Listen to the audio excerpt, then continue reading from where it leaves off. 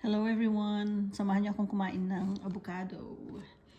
Anong nilalagay niyo sa avocado pag kayo'y kumakain nito, guys? Ako, ang nilalagay ko ay eto, gatas. Yan. Condensed milk ang nilalagay ko. Pero nung kabataan namin, nung nandyan pa ako sa Pinas, ayan, nilalagay namin asukal kasi walang pambili ng gatas. Ayan. Oh, diba?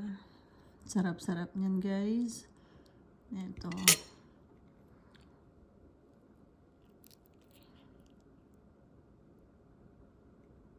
Oh, diba? Tingnan nyo. Sarap ng sarap. Ganito rin ba kayo kumain ng avocado, guys? With gatas or asukal.